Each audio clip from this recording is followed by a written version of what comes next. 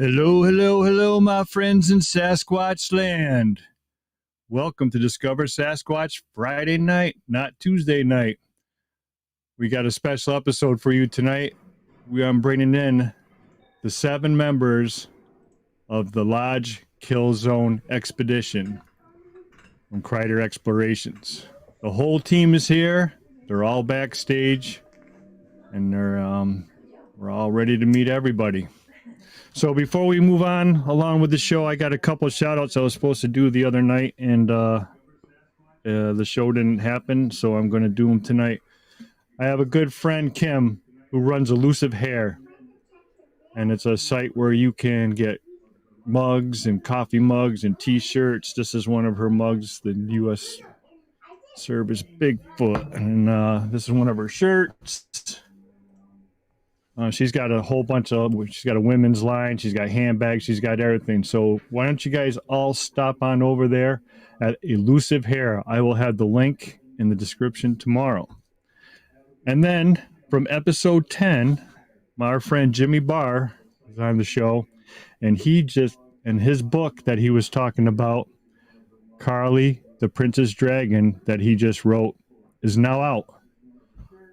Again, Jimmy's a good friend of ours here at Discover Sasquatch, and, help him out.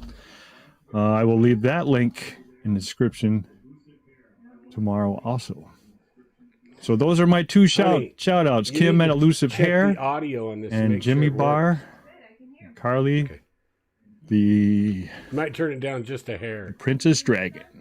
Might turn it down just a hair. Let's get on with the show here tonight. I'm glad you guys could all make it. Let's say help a couple of hellos tonight. Oh, Mr. Al Santariga's in the house. Hey, Al, how are you tonight? Miss Jody Phoebus is in the house. Hello, Jody. Nana Anna is in the house. The I Believe podcast is in the house. Mr. Mike Morgan is in the house. I'm glad to see you all here. So without further ado, let's bring out the head of the expedition, our good friend here at Discover Sasquatch, Mr. Robert Kreider. How's it going, brother? Well, Robert, you are on mute. Okay, that should be better. How you doing, man? Yeah, I'm doing good. How you doing?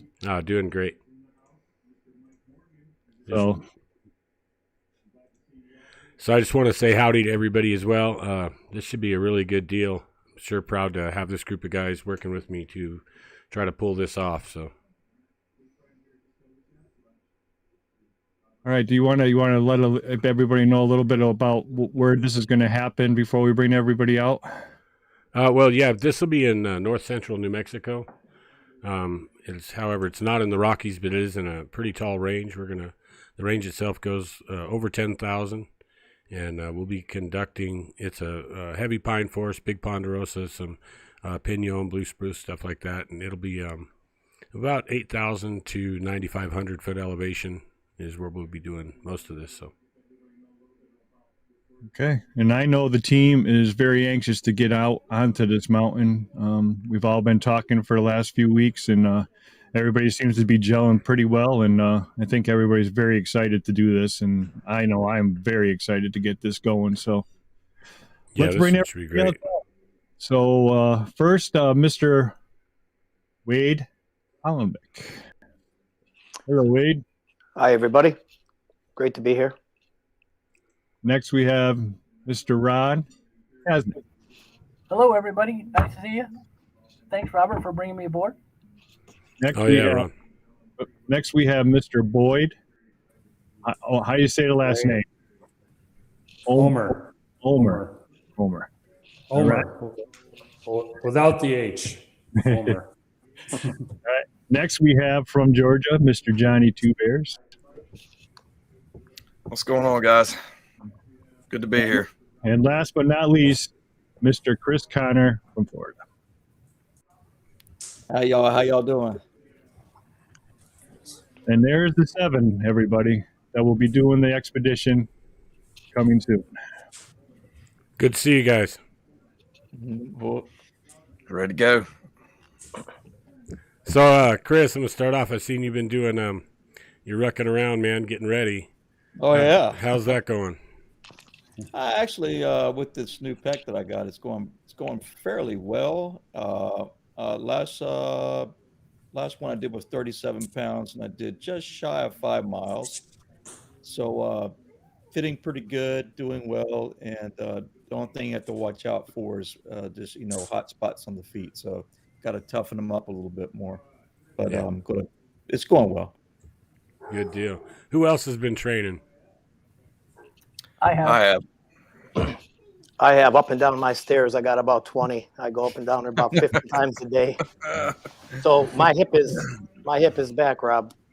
Oh, Back good. to 100%. Back Well, to 100%. We're going to find out. I think I can outrun you anyway, so that's going to be an important thing for me. Yeah. But, Feel like brand new again. Thank God. Well, all you got to do is kick you in the knee, and then you can't run very fast anywhere. So, Yeah. and who else said they were training right now? I am. I've been doing training. What do you got, Johnny? Start off. What are you doing to train? I've been going to the management area behind my property. It's about a 3-mile road. Just go down it, come back up it again. It's pretty steep, so it's good. It's really bad gravel too, so I'm hoping it's making it a little harder than I think it has to be, but it's I'm going to be prepared. Nice. For sure. What about you, Chris? What are you doing to train for this? I've been training on. There's a big hill where I live out back here. Everybody knows that my back was something happened to my back over Thanksgiving holiday, and I was in the hospital for a while. So I bought myself a couple pair of poles, and I'm up and down that mountain now, and I'm ready to strap on the pack next week. I got everything that I ordered is in, so I can go full weight and start hitting that hill every day. So I'm feeling good. The back feels great, and I'm ready. Yeah, and I'm going to throw out there. So the reason that we have training involved, it may sound superfluous to some people or whatever, or like we're making a big deal out of this thing, but high elevation is no joke when you're talking, we have someone coming from Florida. I don't know what your altitude is not going to be over several hundred feet no matter where you go, even on a building. But like Chris, I don't know what you guys are in Connecticut and they're in Georgia. I know, Ron, you're probably sitting over 2,000 anyway, Correct. where you're at. So, but when we're talking, just running up and rucking around in 8,500 to 9,000 foot, 9,500 foot, your oxygen level up there is considerably lower, and the pressure that assists you in getting into your lungs is lower as well. So, not only is it physically more difficult to bring in air, that you get less air with each breath. So acclimation is very important, of course, but it takes weeks to acclimate. Days isn't good enough to really make a change, and weeks minimum, and sometimes months for people to prepare for things like this at the altitude that they're going to. And so these guys are actually having to train at altitudes, of course, far lower than what we're going to be involved in. So they have to overtrain for this, basically, so that at sea level, this needs to be easy, because then it will be basically difficult at altitude regardless. And so, they're really got to work up to pulling this off. And for those people that haven't done that extreme elevation change, when you accelerate 8,000 foot, it is a tremendous physical difference. A lot of people just get headaches and things like that, just because of the way the blood pressure and things work. And for an example, if you take a can of Pringles up to 11,000, 12,000 feet, about the time you pass 11,500, most of the Pringles cans will just explode in your car. So that's how much difference there is in air pressure, and we just don't think about it that way. But that's the deal. So, Ron, what elevation you're at? You're where? I'm right at lake level at Roosevelt Lake. I'm about 2,300. Yeah. Okay, that's what I thought. Nice. And then Wade. 700 here. Yeah. So 700 feet. So we've got three guys basically, or Johnny. I don't know what you are. You could have a little elevation where you are. What are you? Do you know? I'm gonna look it up right now, exactly where I'm at. Yeah. So, and I know Boyd's. He's about where I'm at now. So he's about 4,500 on average. Of course, I know his home is higher elevation than that. What's your home? Probably 6,000, 6,500. I'm like 53. I'm kind of down by the freeway in Placitas. Oh, you're down on the lower end. Okay. Yeah, on the west side of it. Yeah. Yeah. So we're not going to have that huge step as bad as these guys naturally, because we do go to the higher mountain ranges and things like that on occasion.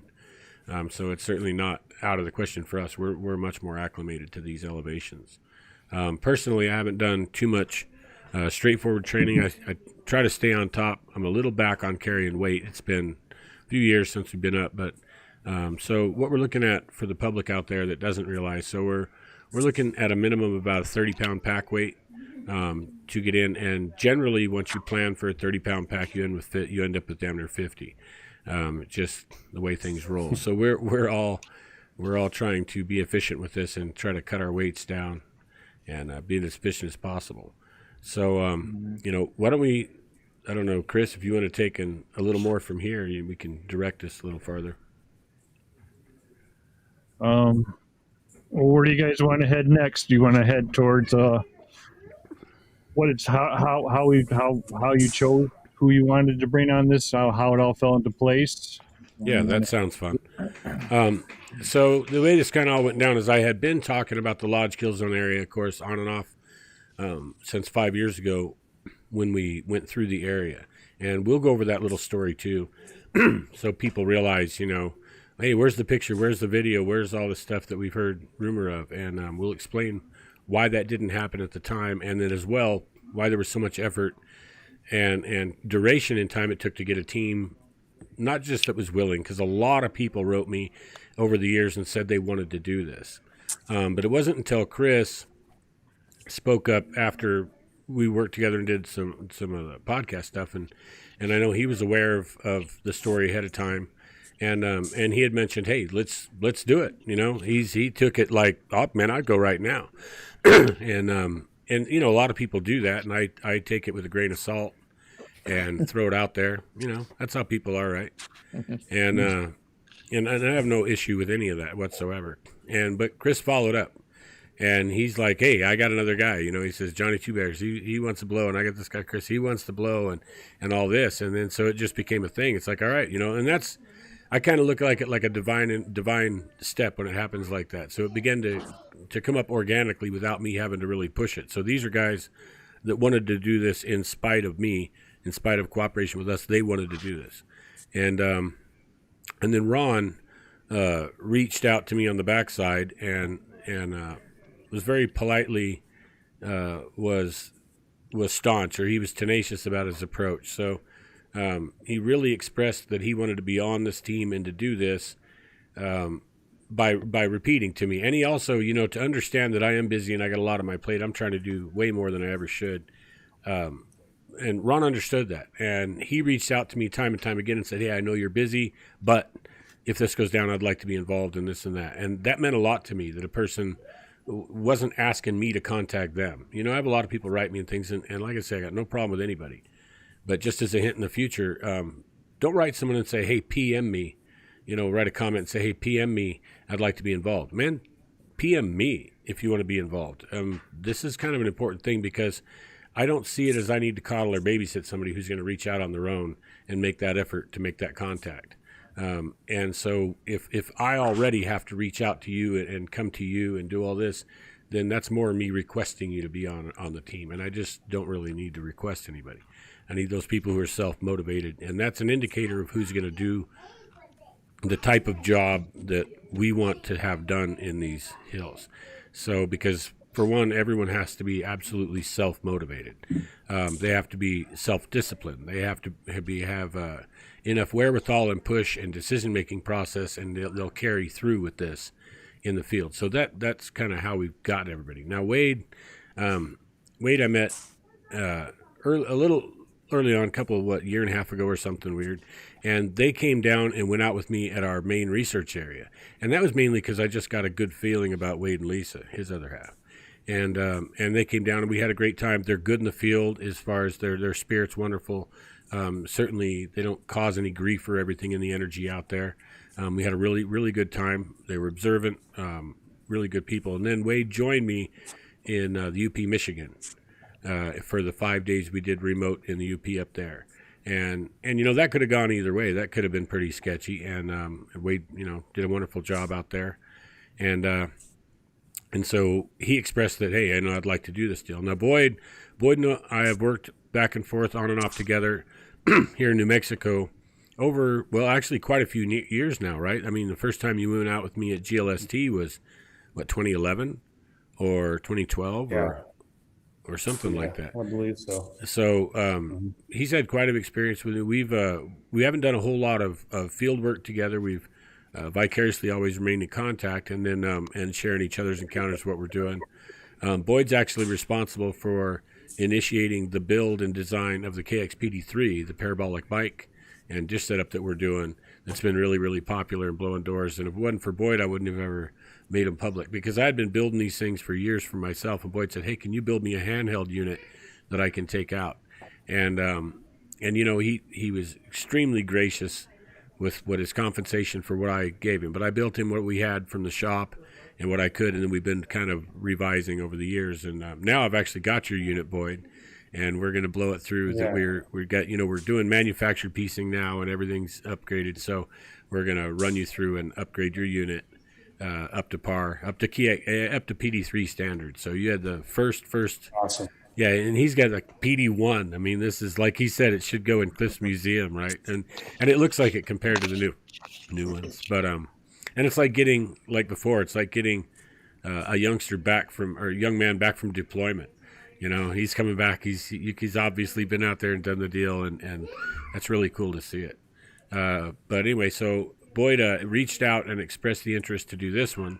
And I was going to add, we worked in Navajo Res together one time. That was a really cool deal. And this is where I got to feel comfortable with Boyd, because not a lot of people will just, go into a res house and eat mutton and fry bread and crash out in the reclining chair till you can go do your op, with a plywood table and everything. And Boyd's just an amazing person that way. And so I was and he's extremely experienced.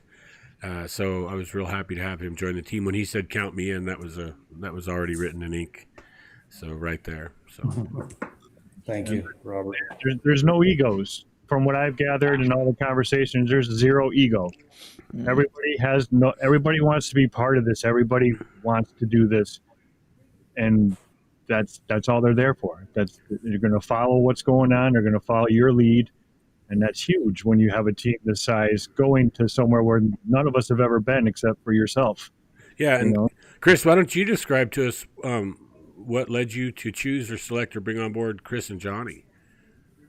Well, I've been talking to Chris for a couple of years now. The Trail of the Bigfoot on YouTube, I was a big follower, and we talked for a while on this last winter, and he invited me down there to go out on, stayed at his house for a week and went into the green swamp and did our thing in there and had some crazy stuff go on. And he held his own. He can navigate the green swamp by looking at trees. You know what I mean? You need those people to guide you when you're in these areas, because if you get turned around in the green swamp, you don't see the sun. You don't know where you are. You'd have to climb a palm tree to go find the sun. You know what I mean? Right. It's just those people that when you talk to and you share times with, those are the guys that you want to hang with. Those are the guys that, are going to treat you with respect. You're going to respect them, and it's just going to keep on growing and growing and growing. And that's how I met Chris. And Johnny, I picked Johnny. I was supposed to be one of the team leads on the 168 Carrie Arnold's Florida thing. And I picked Johnny right off the bat to be on my team. And ever since then, we've been talking month after month after month, and we got a pretty good friendship going. And he's another guy that I would not throw out the window. You know what I mean? There's another guy would stick behind you, go to bat for you, and he's not going to run. And that's another good thing. These two guys won't run. If the sun goes down, they're not going to run. And I don't think most people know what we're actually heading into up in the mountains. They're going to soon find out, I'm sure. But these guys won't run, and I'll stick right behind them too. I mean, they're great guys. Yeah, that's kind of, I was going to comment on that, because we do say that a lot. We say that's our measure of a man, right? These guys won't run. And we say that not with any degradation to the average Joe, but anyone out there can think like, oh man, I'd do great. I'd do wonderful. I had no problem. I'd stand my ground, whatever. And I'll tell you, it's not unfair to say that no man knows who they are until they're held over the volcano, right? Just like from old Firefly show. But it's really true. You don't know who you are until that moment occurs. You don't, trust me, you don't know, because you may decide I'm going to stand there and your body will run like hell. You'll run right into a tree because you're not cognitive of controlling the run. Your body will just take off running. I've seen it before, just a panic where the mind's switched off, the body runs. It'll run into objects, it'll fall down, it'll claw at the ground and all this, and then the person will kind of come back. So there are different types of people, and the ability to keep your head. I always equate it to, when those moments are real close, like people say, oh, I've been bluff charged and this. Okay, that's cool. When it really goes down, it can be equated to an airline pilot about to hit the ground. And they're still counting off altitude, and they're still talking to the tower and everything, and then smack, they hit the ground. And they, at no point do most of them ever, oh my God, we're going to die, or they're because they're trained to be that way. And because it's not going to help. And if your logic can override the rest of it at that point, hey, it's not going to help. I'll just do what I got to do until the time. And that's the kind of group of men that we're looking at, that you people are seeing right now. It's less about experience than it is about character on something like this. And the reason we talk about it this way is because the gravity of the area. It has a suspicious history. It has a hidden history. It is to this day quite suspicious and quite protected and very strangely, I should say, approached by most of the authority. And that is because it does have a long historical aspect of disappearances, vanishings, a lot of odd stuff as well, even from the Native Americans in prehistory, and things recount from this area. It's a very odd area anyway, let alone that up to 30 people in a year, that's what was told to us, have vanished off this trail system. And with no sign of a crime, no investigation. Matter of fact, they just almost refuse to deal with that type of stuff in this area. We've even been in a situation where we discovered a trail of someone severely injured coming out of there and tracked it for miles in the snow. And when we finally got to USFS officer, who was just off duty, actually, down at the local little restaurant, he was fully apathetic. He didn't, once he at first he thought we were kind of blowing steam, and then he started taking it serious. And then when we finally got the location, and then he even questioned a couple times, really, where? And then when he finally got it, excuse me, he just didn't want anything to do with it. He didn't care if there was people on the mountain dying or not.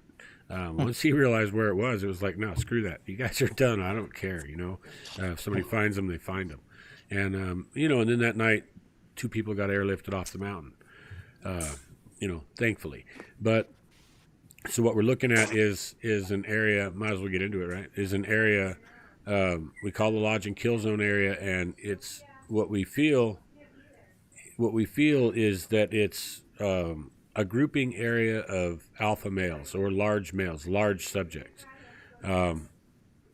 Similar to what maybe you'd see in cultural aspect in natives today, where the men will go and hang out at the lodge, where the men hang out at the lodge, and all it is the older men of the tribe. It's not usually the teenagers and things. It's the guys who've already passed a series of tests or been brought up through ceremony and things. Then they get indoctrinated to hang out with the elders at the lodge. And so that's why we also gained it that name, because it appears to have a similar aspect. There doesn't seem to be many or any small subjects associated with this, and the activity there, you could describe it as brutal, even just the remnant in the structures and some of that. So there's a chance that someone could possibly get injured on this expedition just by them trying to push us out. Yeah, I mean, and I've described it to people, and I'm not joking. It's not hype. This is the one that I hope we don't have an encounter. I see. It's probably going to I can't imagine being in there and not having one. Every time I've ever got close to this thing, we've had activity, except in midwinter when there was 3 feet of snow because we didn't drop low enough elevation. But we still actually did have vocals, and we had some other stuff, some other stuff happen as we were exiting, even in the dark that night. but yeah, it's absolutely, there's a potential that, I mean, really, let's be honest, there's a potential somebody could just get snagged and carried off, and there's not a damn thing we could do about it. Strength in numbers and tactics and methods is what we're going to rely on basically for our safety. We will have protection with us, but certainly we're not militant type, so we're not all going to be out there packing. And like I said, we'll have protection, and we'll have a couple of farms, but certainly nothing that you could probably use against a Bigfoot or a couple of them anyway. It's just this is to make you feel good and make some noise if you have to. Do you want me to show the picture of you at the mountain with the Dr. Meldrum there? Yeah, go ahead. Then we'll go to the next one. Yeah, so this is myself on the left, starting to the left, myself, behind me, Dr. Meldrum, then Rich Hendrick, who's actually a professor of film, and then my buddy Josh Lawrence, who's going to be our driver on this one, actually. He'll be the guy that's responsible for our safety to get us out of there if we need to for the full duration. What we're looking at over Jeff's head there is this is a picture taken by my fiance Tara, and we had kind of had this agreement that when we stopped, go ahead and just take pictures and act like you're doing nothing from a couple angles, and then we'll review and see if we can catch anything. Usually we don't go through photos. Usually we don't look through photos after the fact because there's just I've already been there and done that. There's too many things that will show up and look perfect. I mean, perfect, anatomically perfect. You go out there and it's a stump. And even in my own photos. So we don't do that. On this occasion, we went ahead and did, though, and only because we expected this type of behavior around us. And at this time, we were able to catch this subject who you see in the center photo. We had 2 resolutions got taken that day. This is the lower res. And then I don't know if you have one, Chris, of him turned around heading out. I got this one. Yeah, that's another, just basically a different filter on the same, or no filters on the same subject, just lightning. But as this went, so we were up there with the executive director of University of New Mexico and Dr. Meldrum, and Dr. Meldrum didn't feel that he saw or felt or heard or anything special. We did see a couple of real large tree structure. Anyone in the Bigfoot world would say, "Oh, Bigfoot tree structure," and he didn't, of course, feel that was necessarily Bigfoot either. But it more than likely was when we look at it and take a scientific approach and look at the structure. And it was made of a stump of a tree that was very, very large, and probably a couple thousand pounds, and stuck and wedged up above us. And then, but the executive director got to hear some low vocals as we came in during the day, and then actually they got to see a little flash of movement. And it's odd because it was actually up trail in the same direction, uphill from the trail as the subject we just photographed. It was just at a location maybe a mile previous to this, and so it wouldn't be surprising if that subject or another had actually been there. And but of course, when people don't see tracks in the snow, they don't think anything's there.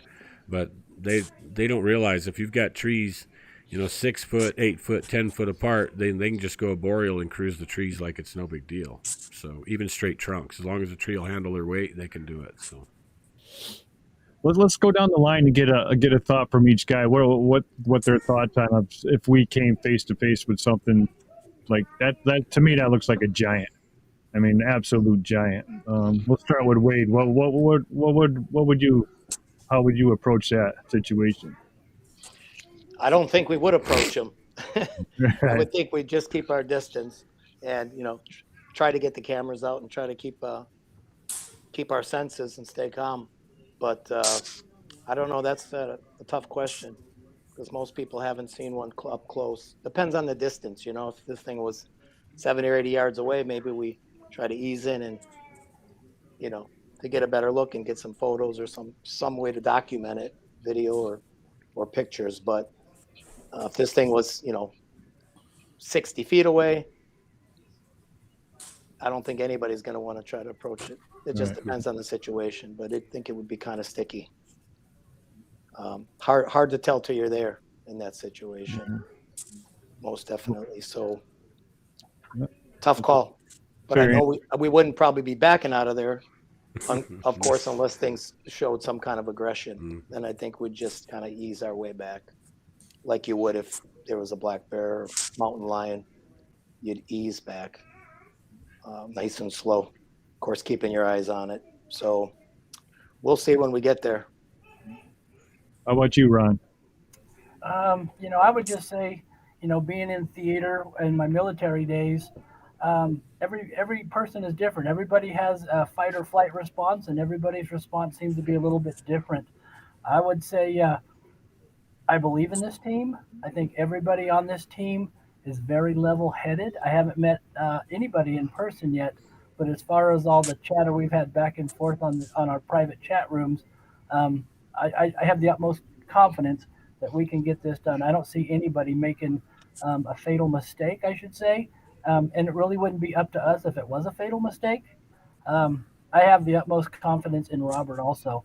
I've been tracking Robert for a couple of years and actually just reached out to him. And, as an independent researcher myself and staying under the radar everywhere I go, he was the one. He was the one. And I was very diligent in trying to get on this team. Mm-hmm. I think I have a lot of techniques that I can actually show you guys, things that I've been doing and getting a lot of good stuff. Completely out of the norm, off the box, completely off the radar, but it seems to be working. But it's not my call. This is Robert's expedition. I'm part of his team. I'm a follower. He's the leader. What he says goes. So I will stand my ground if he says stand the ground, and if he says back out, I'm going to back out. Good answer. Chris? Well, none of us would truly know. It's easy to say a lot of things when you're sitting, at home. We all know that. The one thing that comes to mind is, we do have some rules in combat, and some of the rules are, learn how to break contact with the enemy, so you live to fight another day. So you have to really assess very quickly what you're going to be doing, and de-escalate comes to mind very quickly. And while you try to de-escalate, because if obviously they're coming in to confront, Mm-hmm. and you have to de-escalate very quickly and try to get your brain thinking together. And we're there to document. And so as you're withdrawing, de-escalating, try to get documentation as best as you can, and then we just roll with it from there. Look left and right. Up and down on your team, left to right. You can't. We cannot get into a situation to where we are going to get someone seriously injured if we can prevent that, by all means. So like Wade was saying, you pull back. Hey, yeah, that definitely is going to be coming to mind if that comes up on you quickly. Good answer. Johnny? Yeah, I agree with everything they said. Out of necessity, I've done a lot of stuff on my own, but my areas is not this area. This is completely different. Every bit of this is going to depend on teamwork and not want to be motivated and proactive, but not appear aggressive. So we're all going to have to be level-headed. And I think the number one thing we all need to do is stick together. It doesn't matter what we do. We all have to do it together, because this is, and I've been telling people, this is serious. This isn't a, I'm not going to the wildlife management area behind my house where there's, 1,000 yards away, there's a neighborhood. This is out in the middle of nowhere. So just the trek up there and the trek back is going to be, it's going to be difficult, and just going out there in general is dangerous. But I think everybody here is pretty experienced with all that stuff. And like I said, we just stick together, and we all know Robert's in charge, and whatever he says goes. And that's what we're going to do, Good answer. Boyd? I agree with everyone else, and everyone should just work together and have each other's backs for sure. and like we have like lots of minds that can work together. And if somebody's kind of doubtful, we can strengthen them by being there for them. And if everybody's like in a group think, like if it starts coming down to like, hey, 4 out of 7 of us want to like start egressing slowly, I mean, that's probably going to be carrying the day.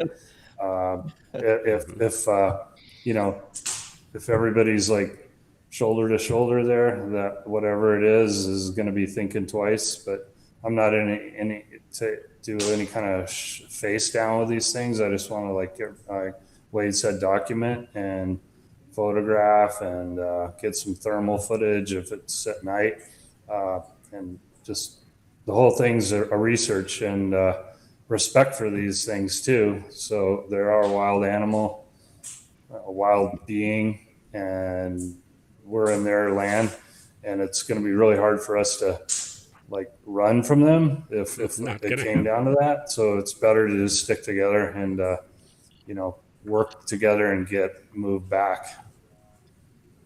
And see, those are all great answers, and the number one answer you get from everybody is again teamwork. Yeah, no, teamwork. And I hope everybody can see this is why I selected these guys. It's not, you know, being team leader isn't necessarily a higher position. Matter of fact, it's not a higher position. The men in front of you are the highest position, and because they fall back to me. And I selected these guys because I know there's mutual respect. In other words, that they can respect a team leader in the sense that that's the guy that's got to be the focus for everyone to bounce their ideas off of and everything to happen with. They know that their collective decisions are what determine my outcome. So I have all their best interests in mind, and I have all of their attitudes and all of their ideas in mind as well. My job is only really to culminate that and choreograph the activity based on the interest and safety of my team. And so in that I may be described as team leader, but we all approach this as absolute equals. You know, this being my turf puts us kind of naturally in this position, and me being the only person that's been in there kind of puts me naturally in that position. And I appreciate everyone here for a fact for stepping up, having that trust in me, and putting out that dedication and commitment and agreeing that, hey, this is the way it's got to get done. And that, again, is why I appreciate vets so much, because, you know, this is the world they were trained in, and this is what they know how to do. And so I can rely on that fact, that they understand that without me having to coddle or babysit anybody. And again, there's no, since I'm not coming to this from a higher realm, you know, there's no animosity amongst us. There's no problem with taking an order, taking a command, and not asking a question why. And that's one of the most important things in the world. You got two kinds of people out there. You have the kind that when you say duck, they'll say why, and you have the kind that'll duck. And the ones that duck live, and the ones that ask why seldom do. And so that's the way this has to be done. And having a group of guys that understand that, you know, you can always look at why you ducked after you ducked, because you ducked. Often if you don't duck, you'll never see what you were ducking from anyway. And so, and I think, you know, that's really, really important. I mean, and needless to say, you see a lot of shows and things where, oh, they're doing their work, and even when they got a production crew and everything else, and then something hoots or breaks a stick 50 feet from them, and what do? Oh, my God, and they go tearing off in the woods, right? This is something you won't see from this team, and that is something I already know with beyond a shadow of a doubt. There won't be any, hey, I want to go over here and look at this without that being communicated to the team.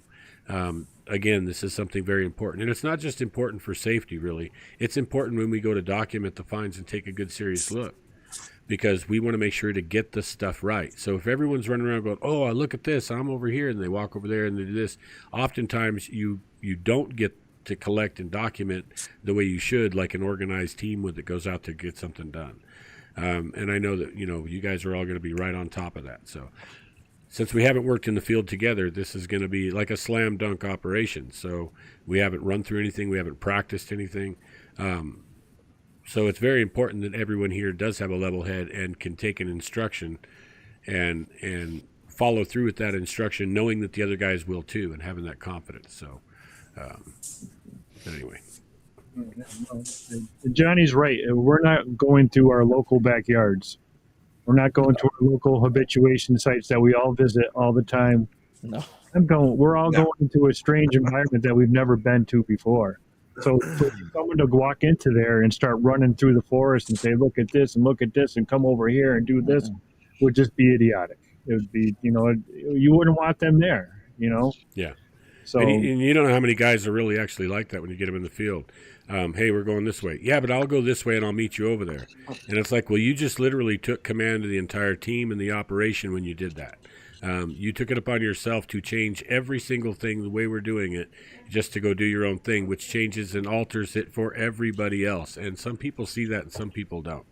Can you imagine on a basketball court if you had a basketball player running around acting that way, or on a football team? Everyone does their maneuver, and this one guy runs sideways, and then they come in and sack the quarterback. It's like that's not going to work, guy. You're off the team. So I think that's really, really important. I had a guy do that this fall with hunting. We went out, we talked about staying together, and as soon as we got out, well, I'm going to go over this way, and he did it 2 days in a row, and just went on his merry way. And next thing you know, didn't know where he was, and eventually I headed back to the truck, and he made his way back, but we were separated for an hour and a half, and we agreed we were going to stay together. And as soon as we got in, he went his own way. Yeah, and that's usually the last time when you hear these stories or whatever. It's like watching a horror story, and the first guy they're showing or whatever, which guy's going to die. It's like the same thing. It's like that's usually the guy that you never see again. Oh, last thing I said was he was going to walk around over on this side, meet me on the other side, and then you never hear from the guy again. So, and I mean, normally, I don't know, you guys, you don't take it too serious. So I also want to say, so to describe what this expedition is going to be like. So we'll be shuttling to a drop-off location. We won't have a vehicle there. Nothing will be there. This isn't where we drive up to a campground and unload and get the picnic table and get our coolers and do our thing, and then we hoot and holler and listen for a response or whatever. And then walk away. That's all great for the people that do that thing. I admire them. Anyone that's interested in this is great. But that's not what this will be. This will be a drop-off from a shuttle. We will make entry. It's at least, at minimum, 6 miles to the lodge location.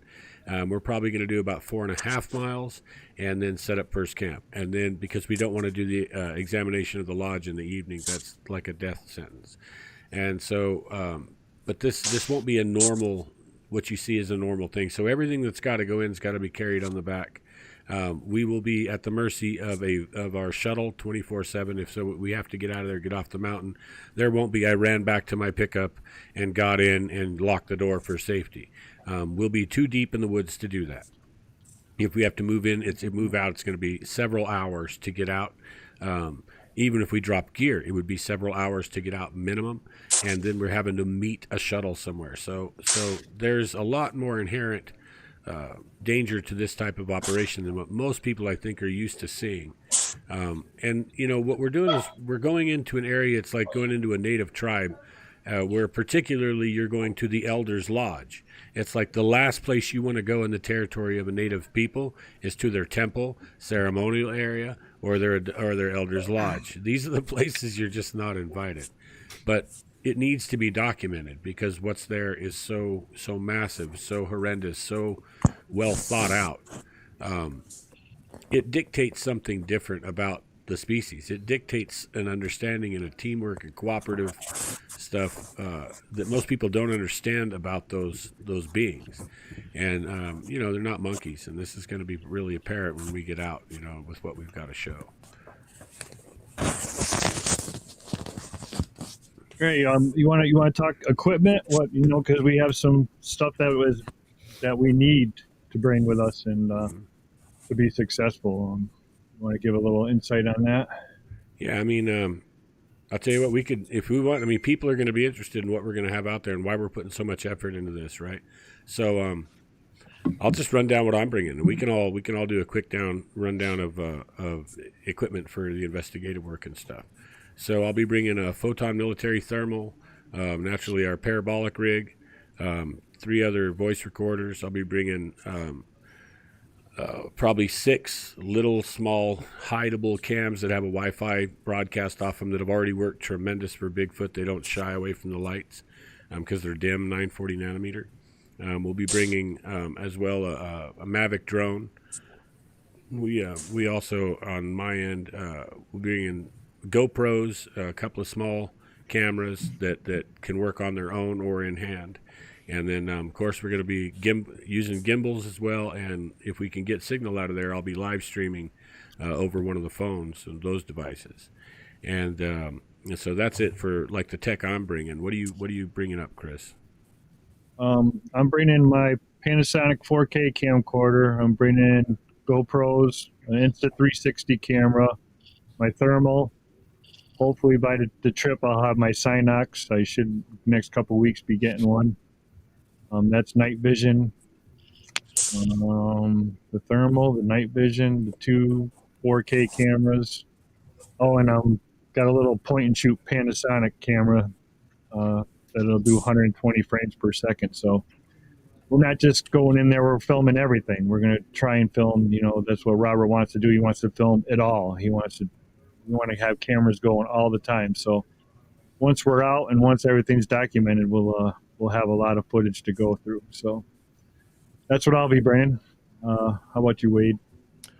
Oh, I've got a GoPro I'm going to bring. I'm going to get some extra batteries because those batteries don't seem to last very long. I've got 5, but probably going to get 2 more.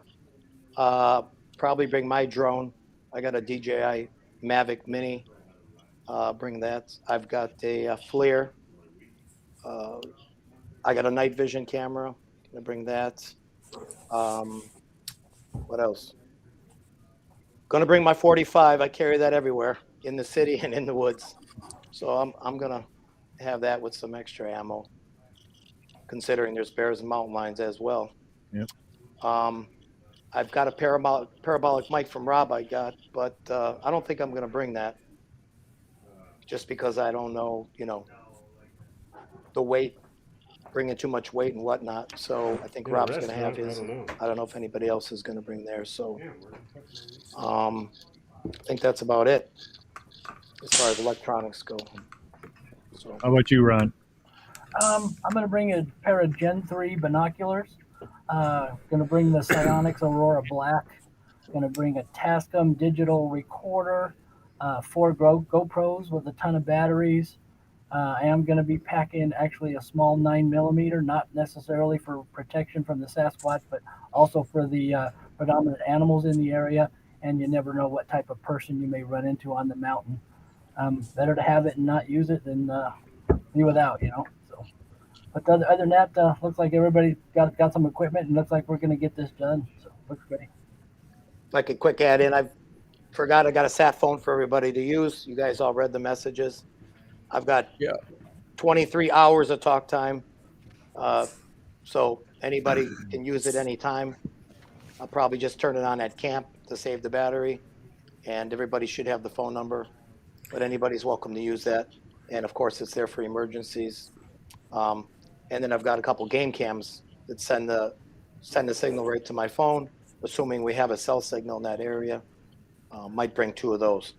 Sorry. You're good. I've also got a couple of game cams, but I don't use them the traditional way. I usually set them up on camp. That's how I keep myself safe. And as well, if something drags my tent off, it gets caught on a game cam. Like literally. But I do that. I'll take a cam or 2 and focus them on my tent. And so if anything, it triggers them, the IR lights up that area around the tent, and that's the best deterrent to keep them off you. I don't like to be touched at night. I don't dig that. We've had them do it to members of our team before, where they go up and touch them on the nose, like laying in a sleeping bag under brush and reaching through the brush from the backside and touching them on the nose, when they're covered up. And I'm just really not into that myself. So that's not I had one huff on the side of my face through the tent. I listened to it walk right up to the side of the tent, and then he just came down and right on my hand. My hair's standing straight up right now. Yeah, that's it. I mean, we've messing with the cook stuff. I'll usually leave my little cook pan out, but I leave it clean, and I'll set it there by wherever the fire is. And yeah, I've heard them sit and listen to them lift up that lid and put it back down, and that means they had to step right over us to get there and reach over and do that, and leave. But since we put game cams right on the tents, then we don't have any problem. And, people might like that, but in this area, I don't like that at all. I mean, I've even debated bringing a climbing harness and latching myself to a tree with a rope while I sleep. So if something grabs the bivvy and hauls ass, then it tears the bivvy off around me or whatever. But I don't go anywhere. Well, at least half of you doesn't go Yeah, anywhere. at least half. That's a new one.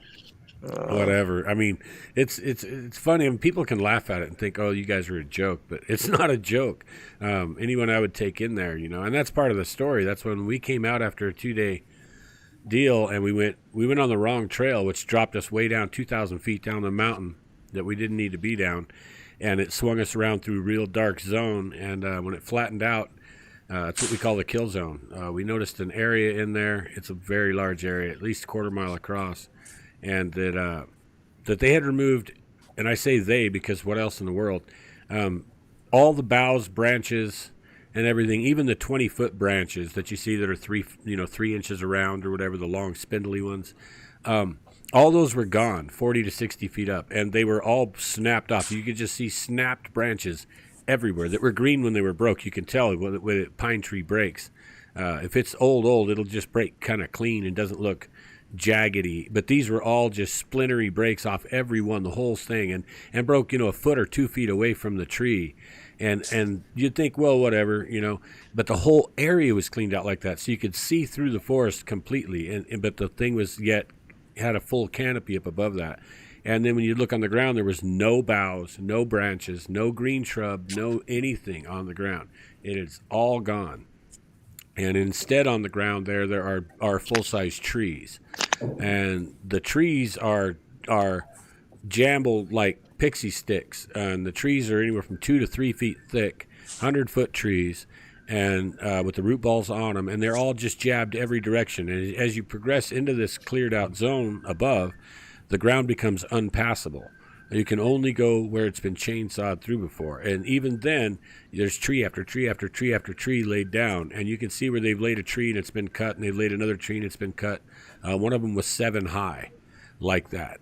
And then they had taken a giant root ball, placed it dead in the middle of the trail.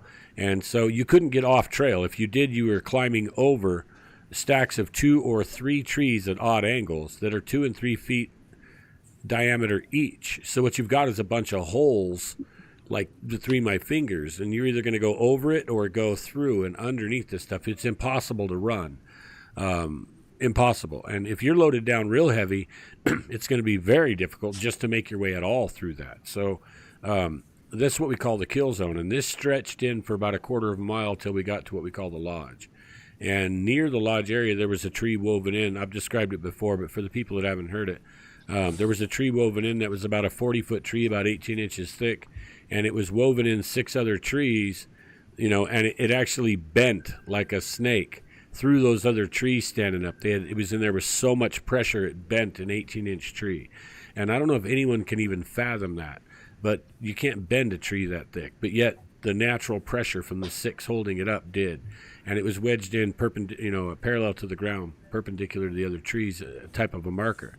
But it was like 25, 30 foot off the ground and 40 feet long. I've never seen anything like that. And then just beyond that down slope, we saw what looked like the lodge, which is a gathering of big trees, not as big as the monsters all over the ground, but still 30, 40-foot trees, 12 to 18 inches thick, I'd say, something like that. And it's all jabbed together like a big beaver dam.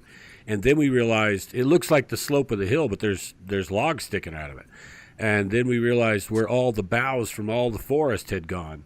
They were all on top of this, covering it. And then there was dirt thrown on it. So it actually looks like part of it looks like the hill. But you can see holes where all the dirt's falling through the trees and the boughs and stuff.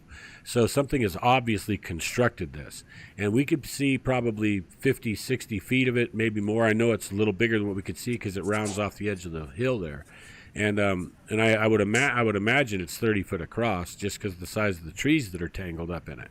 So it kind of looks like a giant beaver dam, giant, like really big, as big as a tractor trailer rig in length or longer, and that kind of height too. So, and the reason we didn't get anything filmed is we'd actually, like I said, come off a long time. We were in there on accident. We were moving through there and it was starting to get dark. And it was not the place you wanted to be. And when we saw the gravity and the size and scale of what we were surrounded by, and then realized, oh my gosh, look at this lodge thing over here, we just wanted to get out of there. We didn't care. It didn't matter. We didn't want to stop. And I had a tendon that was ripped. It's probably going to rip on this thing. And so I was having a real hard time wheeling a bike. We were on mountain bikes. And when we dropped down the mountain, we got down so low that coming out was all uphill and unrideable. So we had to pick the bikes up and carry them over rocks and trees and carry them over dead trees and all this. So it was just a matter of getting out of there. And it was, it was one of those things where you say, hey, we'll come back. We'll come back and document this. We're not prepared right now to document it, for one. Everything's packed. If we even start trying to get in here and take photographs, it's going to get dark before we get done. And so we just all agreed we'll just come back. And most of the guys, a few of them were vets, but all of them panicked, basically. And most of them never would have gone back in there anyway. And that's kind of the way it was when we went through. So for everyone that doesn't know, this is basically 5 years later. And I've been wanting to do this for 5 solid years. But at the same time, I don't want to croak doing it. I want to go in and actually get the evidence. Even if the pressure's on, I still want to get this done. And I think we could pull it off. I mean, I really do. Oh, I agree with you 100%. I agree with you 100%. Do you have any other pictures gained up to show us, Chris?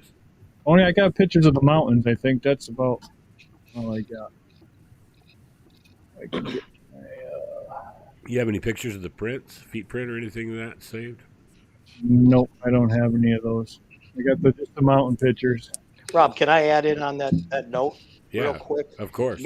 Maybe we can at some point talk about everyone's individual evidence that they've had. I think the viewers would probably want to listen to who has had Class A sightings, footprints, structures, and all that, if we have the time. Well, I'll throw in real quick just one that some stuff pertains just to the area where we're going. This is actually over the side of the mountain. The picture that Chris showed, you want to plop that back up, Chris? So this is the range that we'll be on, and what you're looking at from the bottom to the top there represents about 5,500 feet. And so it's considerable. So those cliffs up there represent about 2,000 foot of vertical. And then in the foothill regions below that are actually quite a bit deeper. There's valleys in here you can't see. So there's a great depth here that you don't really notice. And in some of those valleys, now you can turn that off, Chris. In some of those valleys is where we went up and did the Oxford collection and stuff. So, and that was a 22-inch print, 16-inch hand prints. We found about 170 prints that day from 3 individuals just on that day. And that was on the slope that you just saw. And then we'll be over the top on the back end of that. And it's steep, but it's a more gentle slope descension. There's no the jagged cliffs like that aren't there. And on that side, of course, we found prints midwinter, a lot of prints actually, quite a few. We found structures midwinter. We've been in there and taken a photograph of one subject. I showed the guys here. It's not a great picture. I could see him pretty good, but the camera doesn't see him too good. And a lot of large 16, 18-inch prints, and then we found a couple that are coming around 20 inches and stuff. This is all on the back side. And then when we stayed in there, we had a vocalization. One of the subjects came up and meowed like a cat at us, and we were real remote. We were as far in as you can go on the edge of the crest. And when you hear a kitty cat meow, meow in the dark out there 150 feet, it's coming from something big. You know it's not a house cat, and you know it's not anything. You know what it is, And so those are the kind of deals we've had in there. And, of course, the pictures you've seen. And then we've been in there and I've communicated with one we call a sentinel. So about a quarter to half mile after we do our entry, there's a point to where they apparently keep a sentinel there. And just about every time I've ever been in and tried to make contact, it's repeated, made contact. Day, night, 10 o'clock in the morning, doesn't matter. And I was run out of there, plumb run out of there with 3 girls one time, and they bum rushed us pretty bad. And did some rock clacks with probably basketball-sized rocks like nothing I've ever heard before in my life. And so we've had a lot of interaction at that point. And like I said, part of a whole unit just bum rushed us up from the base of the hill, and we went ahead and left. Pretty aggressive. But that's just where we're going. That's nothing compared, of course, to what I've done. Most of you are pretty well aware of, my time around a big 12-foot male at, 40 feet for an hour and a half. With Class A sighting involved in that, and some other stuff. You guys a lot of you probably seen, been hit by a rock by a subject at 60 feet. We could see him plain as day, and when we step back, one steps out 8 or 9 feet from us, see it visible by eye shine and stuff that we could see at the time by full moon. So that's, my experience goes all down that line, but we'll go to the next guy. Wade, what? I'm probably the rook here with the least amount, so maybe I'll go last. Okay. Let's go Ron. back to Chris. Or Ron. Yeah, I'll go ahead and touch on a few things, but before I get to some personal evidence, I'd like to pigtail a little bit and jump on what you said about the lodge. The reason this expedition to me is so epic, I've been all over the Sierras. I was born and raised in the Sierras. I've been to probably the 5 hottest spots on the planet, with the exception of Alaska. But what I want to say is, I found so many tree structures and blinds that they hunt from up on top of the trail. They seem to never be below it. They always seem to be above it. Tree breaks, trackways, and things like that. But what makes this so epic and so intriguing, and it really is, we were talking earlier in the chat before we went live, and someone mentioned the upside down trees in Alaska. This is just as epic as that. No one has ever found a structure this big, and I know all the researchers out there. They don't want to mess with the alphas. I've come across some alphas, and they left me an out, and I'm actually pretty lucky today to be here. I didn't panic. They gave me an out, and that's just the way it was. I took the out and never looked back. I never want to be in that situation again, but I really didn't lose my head. And the best thing about it, I was alone at the time. I didn't have 6 more strong chain links, and that's what everybody is. You guys are a link in the chain, and we're only as strong as our weakest one, and I don't see a weak link here. So, but I will tell you guys about some things that happened with me. Like I said, I've been an independent researcher. I've been on a couple of really big expeditions, but me being a federal officer, I cannot, how do I want to say it? I cannot be in the public eye a lot. I got 1 year to retirement. I don't care about my... Right. And Ron, I don't mean to cut you off here, but why don't you go ahead, as you do this, why don't you go ahead and tell us your profession? My profession, I am a U.S. Forest Service manager. I'm also a law enforcement officer with the U.S. Forest Service. Or I've been in it 19 years, and that includes some buyback time that I had with the military. So I got another year before I retire, and everybody says, why are you doing it, Ron? Why are you coming out now? I've been asked to be on numerous podcasts. The reason I come out now, I'll be honest, Robert Krieger. His attention to detail in his methodology, the way that he actually approaches the subject, is unparalleled in the Bigfoot realm. I've been on a lot of expeditions, and I'm not into the tree knocking, the hooting, the putting the glow sticks around your neck and running around like a crazy guy. I've been on all of that stuff, and nothing has worked.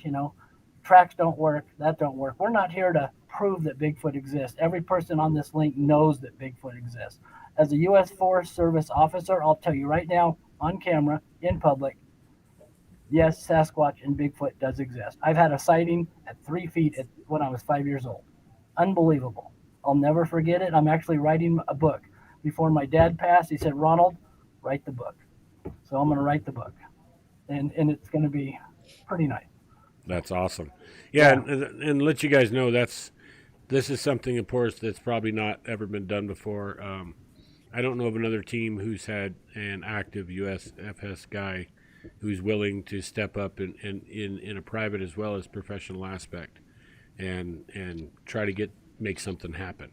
And I hope that everyone out there understands kind of the gravity of this approach. This isn't to get attention. It's not to get views.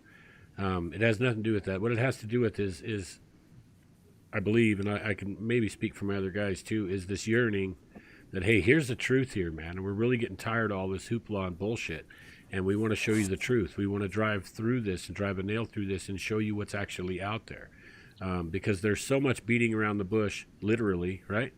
Absolutely. That the answers are not coming. So what we end up with is tons of supposition, assumption, a lot of talk. People reassert each other and this and that, and they're reasserting guesswork and opinion often. And I think that it's really time that it gets taken serious. And this isn't a military operation. This isn't being thought of in that manner for us.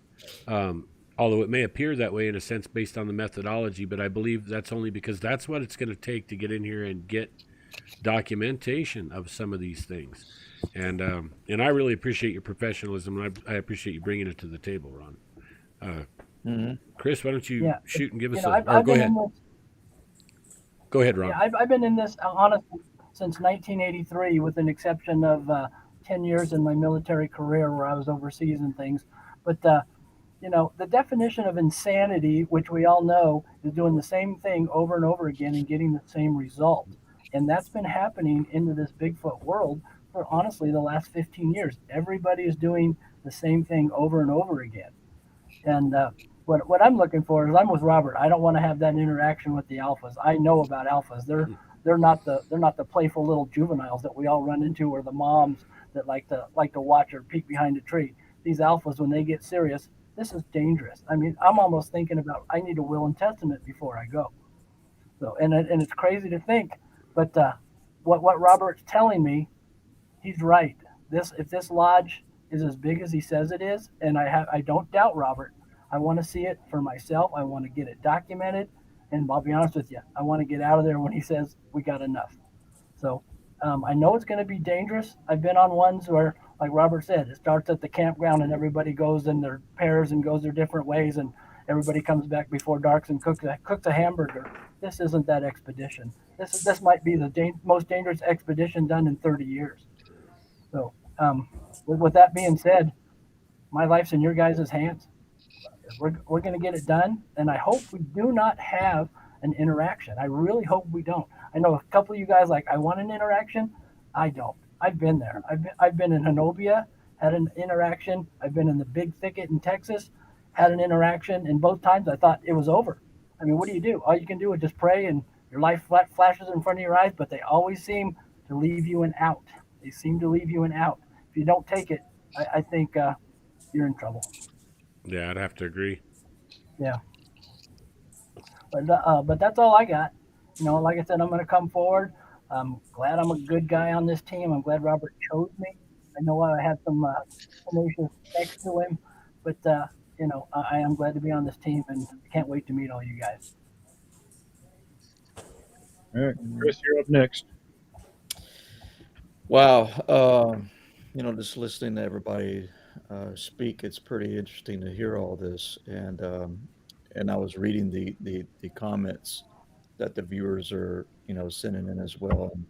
And thanks for everybody participating and sending comments and everything. But, a lot of people already know a lot of the work that I've been involved with and, through the channel. But I've always tried to maintain when I'm in the wilderness areas, I've always tried to maintain keeping my head on a swivel, keep a level head as best as I can, and just remain humbled as best as I can as we progress in and get deeper and deeper. And it's going to be very difficult to maintain because when your body starts feeling the stress of fear, the humbleness can change a little bit to more of a defensive posture. I think these things can definitely sense anything that your body is emitting, the emotional fear, stress, whatever the case may be. Of course, we all know we're going to be watched, and I think we will definitely know come night one how things are going to start unfolding. Definitely during night one. And I look at it as like I have my own eyes and my own ears, but I have a whole team of guys. There's a lot of eyes out there and a lot of ears, a lot of brains, and we're all going to think as best as we can, stay level as best as we can. And one of the things that I've always been fascinated with is I've been fascinated with circumstances that happen during activity. The circumstances around activity. and I think we owe the public. I think we owe the public is if we can nail things down to try to collect as much circumstances around us as what's going on. But what I mean by that, um, I will be carrying my meter equipment with me, and also, and I will be taking readings along the way for the electromagnetism, because there is a lot of times these areas are filled full of high strangeness. Hi Deb, how you doing? A lot of times these areas are filled full of high strangeness, and I've always been wondering what is the connection with high strangeness. So if we get into this lodge area that Robert's been discussing right here, oh, you're daggone right. I'm gonna have my camera running as best as I can, and my equipment's gonna be running, and I'm gonna be taking measurements, provided that we don't get ran out of this place. Um, and I will be doing the best I can to try to put as much pieces of the puzzle together, but not my own opinion, but with the data. And the data has to speak for itself with whatever we get. So Chris, not to cut you off, but two things. Yeah. Why don't you go ahead and let us know your channel name for the people who don't know to follow you yet, so they can see, and then as well, your what type of past experiences and encounters. The channel is called The Trail to Bigfoot, and we've been having it running since about 2014, and it's pretty much a documentation of our journey along in the Florida swamps to try to track and find any evidence and existence of down here we call them skunk apes, but you can call it Bigfoot or Sasquatch. It doesn't matter to me. I've had a sighting as a child. It was a full figure onslaught, very very lanky black sighting as a child. My sister and I both had seen it, and we had spent a lot of time in and around the swamps area. And sure, from time to time you might see a tuck and duck. You might see some movement between the frond slits, movement going down a lot sometimes. But in the environment that we work in, and I have a lot of experience in this, is very extremely limited visibility. And so I am comfortable with having very limited visibility. That's what I've been functioning in. And so maybe the team can use this to their advantage, and I might be more accustomed to that as opposed to maybe someone else. So if there's limited visibility, I'm okay with that, and I'll do whatever the guidance gets put out from the team. I mean, I'm fine with that. I work well in that. I have had high strangeness following me around, unbelievable, and I don't know.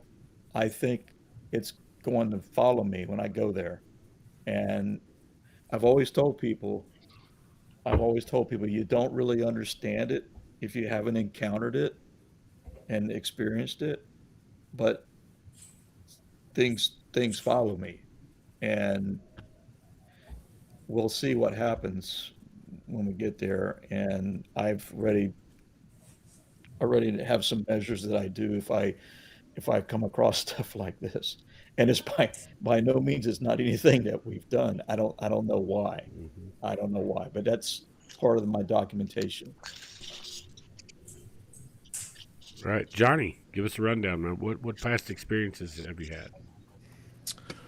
Man, every bit of this started for me. I started from scratch. I had absolutely no interest in this topic. Didn't believe it was real.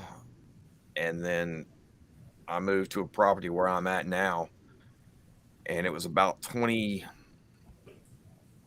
had strange things start happening in 2012. But it was about 2016, 2017 for the Sasquatch activity started happening between my house and my neighbor's house. I kind of live in a hole in the woods right next to a wildlife management area. And probably after about 6 months, after finding things and hearing things and seeing things, I guess I had seen enough on TV to start putting two and two together and thinking, man, do I really need to, is this really a Sasquatch that I'm dealing with? Are these things real? It was probably a year before I really had seen enough and experienced enough to where I was really confident I could go down that road. And then it was in baby steps. I found structures, and then there was tracks, and then there was rock throwing, and then there was fake owls, and just all kinds of just weird things. About a year and a half in, I had pretty much decided I wanted an answer. I got impatient. I got mad. I wanted to know what was going on. So I started doing armed patrols around my house at night. Nothing happened at night. And that afternoon, I was actually building my kid's treehouse. And I got done, and I'm sitting on the front porch. And behind my kid's treehouse, there's a tree about that big around, and it's just shaking like this. And I couldn't see the bottom 10 feet of the hill. I got up and I ran. Didn't see anything. So that night I'm like, all right, well, I'm going out tonight. I'm gonna do my little armed patrol. I might get an answer. Well, by this time I had gotten a thermal. I had my pistol, flashlight, little cheap $40 parabolic off of Amazon. I opened the door and my dogs go. I got 3 German Shepherds. They went straight to the fence. And I'm like, yeah, it's on. I'm going. So I ran across the yard, got out of the fence. I went to the top of the trail, started coming down. And rocks started hitting all around me. And I backed out.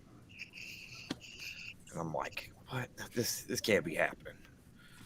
So I started walking again. A rock started falling everywhere around me again. And I got scared. And then I got mad because I got scared. And I backed out. And I said, hey, if you hit me with a rock, I'm going to effing start shooting. And nothing happened. So I go around. I'm looking for 10, 15 minutes. I think I've scared off whoever or whatever this is. I make my way out. I get to the top of the hill. I'm looking around with my thermal, and from about 30 feet away, one of them had snuck up on me, got within about 30 feet, and growled at me. And I went from guessing what was going on to knowing that this was all real, just from the growl. Mm-hmm. And there was nothing between me and it. And I didn't see it. In fact, I didn't move. I had my eyeball up to the thermal, and I looked with one eye. And I said, all right, I get it. I'm leaving. And I stood there for about 3 minutes, and I backed out. But at that moment, that's when I realized, number one, and I say this all the time, I live 6 miles away from 6 gas stations. I've got a Publix 5 miles down the road. I'm not in it's a rural area, but I'm not way out in the middle of nowhere. But I do have a wildlife management area near me. And that was the most intriguing part about it to me, is to realize how close these things live to our society. And nobody knows about it. Yeah, we'll be within 7 miles of housing and stuff. And there's even... on that side of the mountain, there are even cabins and some homes scattered around, probably within 3 miles as a crow flies. Of course, those are really remote, forested cabins. But well, after that, it was another 6 months or so before I had my first sighting, or my only sighting, not my first sighting. And I just dove in head first. I learned everything I possibly could. Started buying equipment. I've recorded the same exact. I've been growled at 3 times on my own property. The very first growl, I recorded that again the 3rd time I got growled at. It's on. I've got a podcast and a Facebook page, the Sasquatch Encounter Brigade. A lot of us are prior military. We all came together just through a local group. But I just post everything I find on there, and I know the other prior military guys will know this, but, and I mean, it's, in general, it's kind of the way it is, but we won't follow just anybody. We won't say, all right, just anybody can lead whatever we're doing or whatever. You know, there's a certain, when I was trying to learn, right? We know. When I was trying to figure everything out and try to learn as much as I could to get to the bottom of this, you were one of the ones I came across maybe about 6 months or a year into looking into stuff. And, you know, not only were you believable, but you had a lot of experience and a lot of evidence, and I could tell you weren't BSing. And the first time I heard the story about the lodge, that was it. I'm like, I've got to be able to do that. And it just worked out to where just meeting Chris and you guys knowing each other and everything else. But my goal is I just want to learn as much as humanly possible about these things. And to share that too, because whether you like it or not, whether you believe it or not, these things are out here and they're right here next to us. Mm-hmm. But you can do, I'm not a genius. I'm nothing special. I did some time in the Marine Corps, the infantry, fire department. I've got a normal job, wife, kids, whatever. But if I can do this, other people can also do this. You can start from scratch, learn these important pieces and put it together. And then my goal really is to get as many people as I can involved and to learn it. And then eventually somebody's going to get an answer. Somebody's going to get that evidence that people aren't going to be able to deny. But this, to me, this expedition and this group and the area is the pinnacle of research for me, from everything I've seen and everything I've experienced. And I've been out with people that I don't trust, that I don't know if they're going to run or not. Half the time I don't even know if they're going to show up. And I know this is not that group, you know.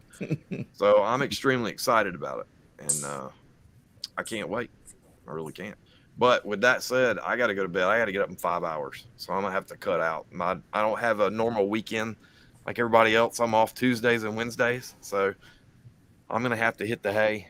But I really enjoyed it. And I appreciate you guys letting me talk and being here. And I'll talk to y'all later on. Glad to have you as part of the team, buddy. Yep. Yeah. Thanks for having me. See you, Johnny. See you soon. See you, man. See you soon. So, Boyd, why don't you give us a little rundown of some of the stuff you've experienced? Oh man. I've been involved in it since 2007, although I was fascinated by it ever since I was a little kid I used to follow high mountaineering, so the Yeti and that type of thing. Footprints, the Momo monster in Missouri was kind of in my background, and Boy Scouts that was going on. 2007, I attended my first BFRO expedition, kind of learned tracking from a really good tracker. I'm now officially an investigator for BFRO for what that means. And I've been investigating on different expeditions in 11 different states. I can't even count how many. I did, I think, 6 of them last year.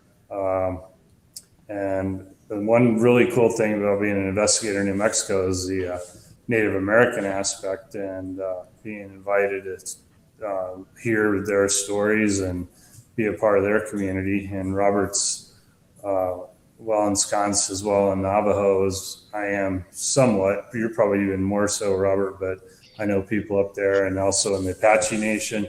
2 years ago, I hosted an expedition, first time we'd done one since 2004, in Hickory Apache Nation up by Dulce.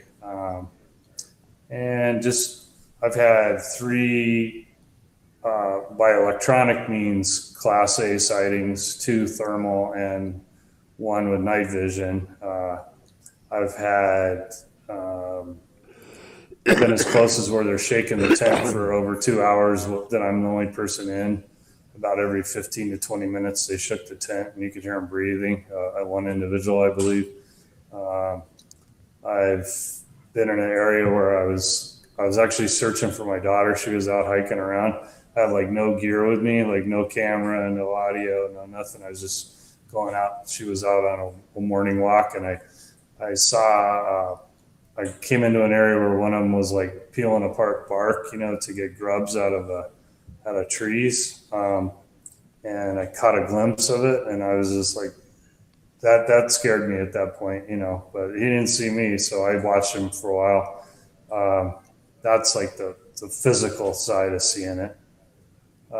Just been doing this for years, and we're going up to Washington State coming up in August. We're doing 10 days up there, an invitation only group. We've done it for the last like 4 years.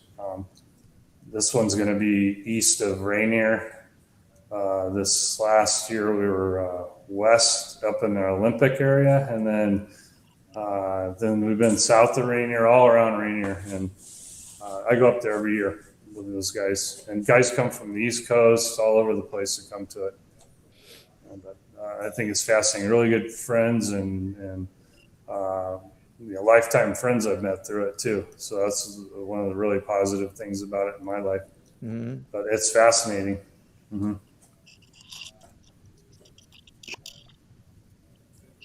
That's a beautiful country over there. Oh yeah, excellent. Well, I know you've had a lot of experience with them in different ways. So, of course, that's one of the reasons that I enjoy working with in the field. Nothing surprised you that I've seen yet. And of course, we haven't had any direct interaction or anything on anything you and I have both been on, but there's been great evidence each time we've gone, and yeah, it's nothing seemed nothing. Yeah, the last time I remember being with our friends up there, and they would just walk up to a house and like, what did you hear?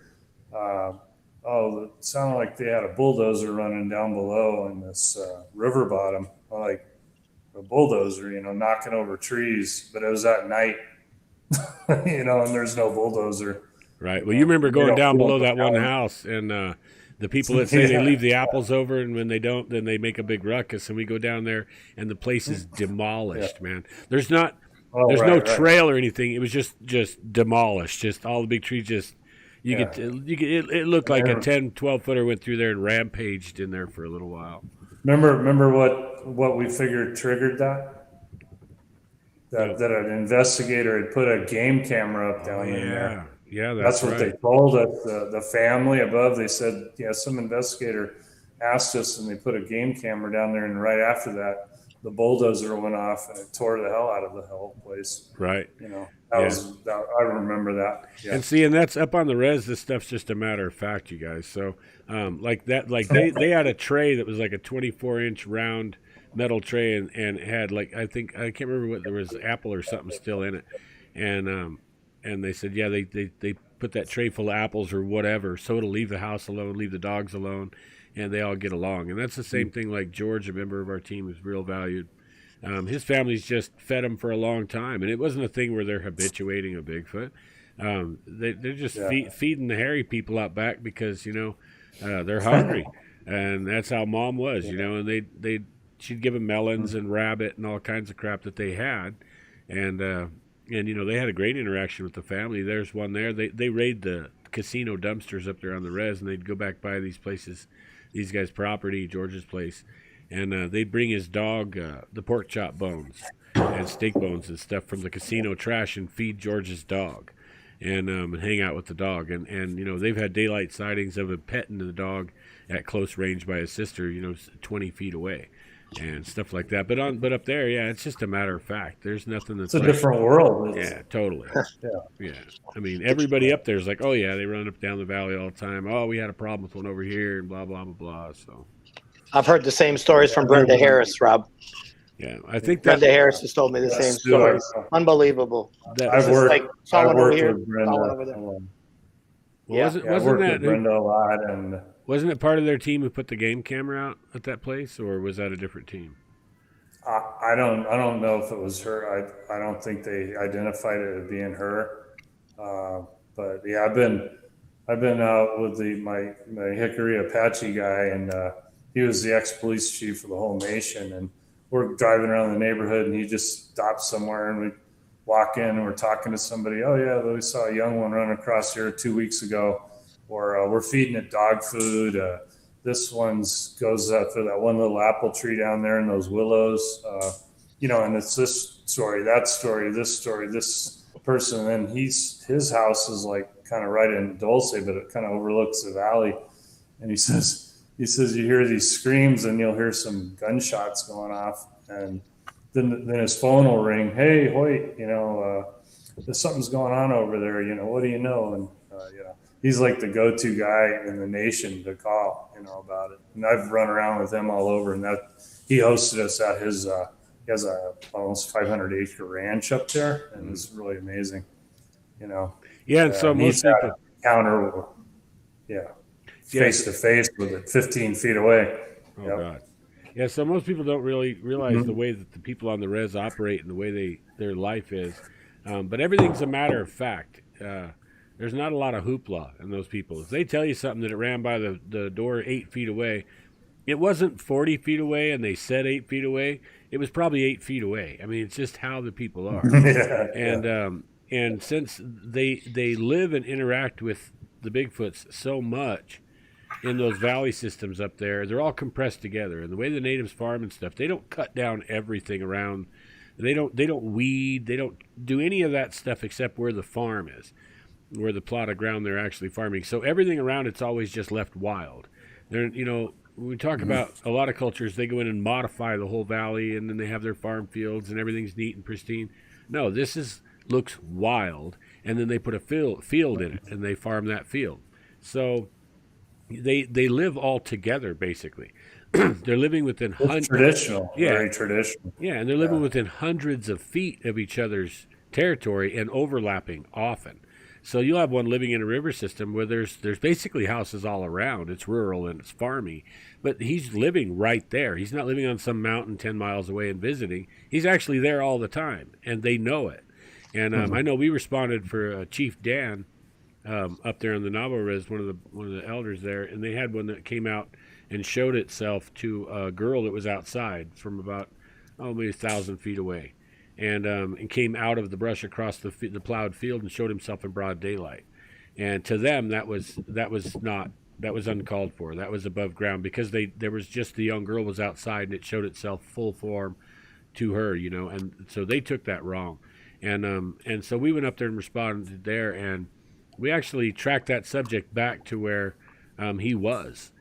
He didn't have anywhere really to go out of the river system there, and when we tracked him back, it was real cool because there was a big kill. What we call them kill zones or feeding zone, but there'll be a lot of animal remains there, from horses, cattle, dogs, and skulls all laid out, collars and stuff, and a little trophy area. But in the midst of all this, just 4 feet off the ground was a little nest, and in the nest was one little blue robin's egg. And I was only 4 feet off the ground, and it's completely visible. It's like any animal should have just came and got this, but he didn't. The subject didn't mess with that, which is a really neat aspect, I think, of their behavior, because it was obviously where he's at all the time, and yet he didn't even touch that little bird egg, So that's kind of a neat thing to kind of think about. It's like, and it's probably why it was so safe. Nothing's going to go in there and get the bird egg, but on that one in daytime, we actually tracked him back to the San Juan River. And he was just across the river from us, and there was a big dirt bank there about 40, 50 feet high. And he started throwing big rocks into the water, and because he really didn't have anywhere to go. And so and we left after that, and then they didn't have the problem so much. So so it worked out. We were brought up there to try to send a message, and we tracked him home, and he quit, and he left the place alone after that. So, but it's just what they do every day. And on the res, they've had, this is no exaggeration, they had a horse ripped into two parts up there. They had the whole hind end of the horse ripped completely off the horse, and then they had the two front legs ripped off a cow that was alive and stuffed in a culvert, and it was done close enough to someone's house. They actually still found the cow. It was still alive, stuffed head first in the culvert with both front legs missing, and the legs weren't there. So that, if you can imagine what something like that would be, that's all within just minutes, And they've knocked trailer houses off their stands, their foundations. They've ripped AC units out of one young girl's window. And this may have been the same subject doing this. He was in a pretty small area. But like I said, they got a whole family groups and units living in there with them. So Yeah, Hoyt did one up in his area up near Dulce, where a dead 1,500-pound horse was in a tree 30 feet in an arroyo, like a tree in an arroyo, but it was 30 feet from the embankment, draped in the tree, dead. Yeah. You know, and this is like a desert place. There's no flash flooding. There's nothing like that. You know. Well, if anybody out there ever really wants to see something like what we're talking about, you can look up a video. It was actually put out at one time by the Navajo Police Department. I know that the news up there put it out, but it's called The Howler. And they have a news crew that's filming the paranormal division of the Navajo Police Department. They have a division that reacts to stuff just like this. And a lot of weird stuff on the res. And, was there blood? Was there blood around the this horse and what was torn apart? Oh yeah, the one that we know of, yeah, it was tore apart in a corral, and left in the corral. So the one in the tree was just up and draped in the tree, dead. You know, he didn't say it was cut open or anything. Yeah. It was like something threw it or dropped it into the tree from 30 feet from the edge of the embankment. Now I don't know, you know, what can do that, you know. But he's also investigated. He lost count. He said at about 230 cattle mutilation calls that he went out on up in there, you know, all over that whole area. Yeah, well, you guys are on that side of the country. Yeah. Well, I mean, Chris, when you mentioned high strangeness and stuff like that, and where Boyd's talking about Dulce, that's Dulce, the underground alien base. You know, that's so they're on top of the ground there. And okay, so let me get to that. Meters. That's what we got meters for. I know you said Robert, but okay, Hoyt was a cop up there 20 years. He said he's been all over the whole mesa except for the Ute side because he can't really go in there because it's a different nation, and he doesn't believe it's in there. But there's tons of people that do, and he'd have to go try to find people that get lost up on the mesa. You know, the white dudes would come looking for it, and he said one of his ways of getting them down is getting on his PA and saying, "Joe Blow, your wife is called, and so has your mistress, and they're both looking for you." You know, and to get the guy to come down off the hill, you know, because he'd be hiding from the police up there, sure, because he didn't want to get caught by the res guys. Anyway, he doesn't believe it exists, but I think his brother does, you know, and some of his cousins and stuff do. And they have a whole convention up there around it. Yeah. That's very interesting stuff. Dulce base. Mm-hmm. I've heard some of the same stories and similar ones from Brenda Harris, Rob, and Boyd. Mm-hmm. And Brenda said there's some areas that they won't even go in, the Navajo, because of the strangeness. Yeah. Oh, yeah. Areas where she's seen just caches of bones of all kinds of animals that obviously something was bringing these animals in to eat them in their lair, and the bones remain. So yeah, and on the Howler video, I was going to say, so they're following, the news team is out there following the military, or the cops around, all wearing military garb, and they're taking it real serious, man. Guns out, the whole 9 yards, and you hear this thing howl in a canyon, broad daylight. You hear it howl, and they're like, "What the hell?" So they go over and start working this other canyon, and the news team's quite a ways off, but they got a hell of a camera. And as these guys go and start to approach this small cave, they focus in on the cave, and you can see the eye shine of the subject in the cave as the guys are going up to the cave to look in it.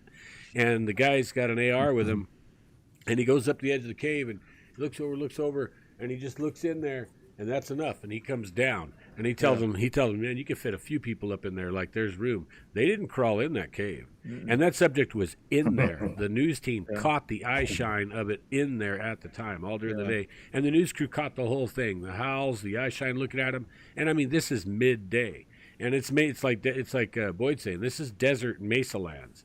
And where they were at, some of this is real desert. You know, a lot of it has riparian zones where they have the river systems go through, and it'll support just about any kind of life in those regions, in those zones, the river corridors. But then They call it the hogback. Yeah. But you have it's like we're all just just rock and mesa land. You have the mass stretches of area with no visible water. It's just boulders and a few cactus and some scrub, and that's it.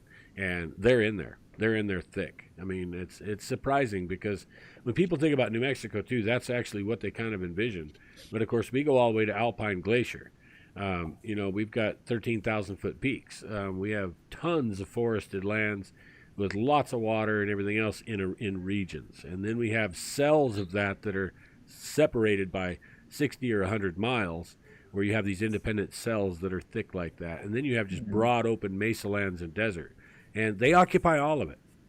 There's no more of them in the woods. They got to move between water.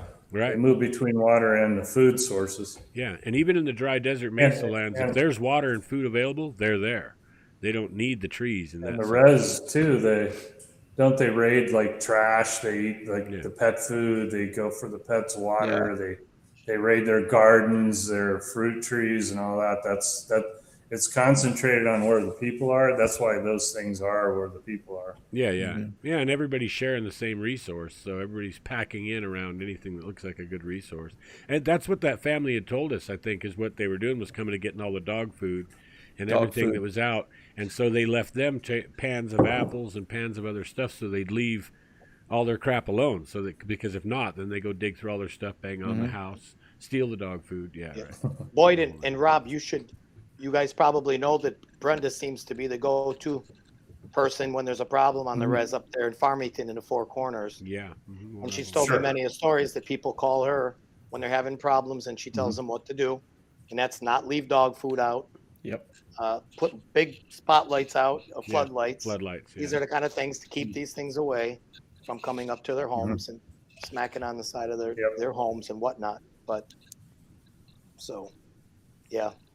Well, good deal. Crazy stuff. Yeah, it is. What else we need to cover, Chris? I guess time frame. So this is all going to go down. The Lodge expedition will go down in early May. We're not releasing the day, basically, so just to reduce potential interference. Other teams want to get up, mess things up, and we want to basically preserve the continuity of evidence collection, so we're not interfering with other people that might be out there trying to do the same thing we're doing when we're doing it or whatever.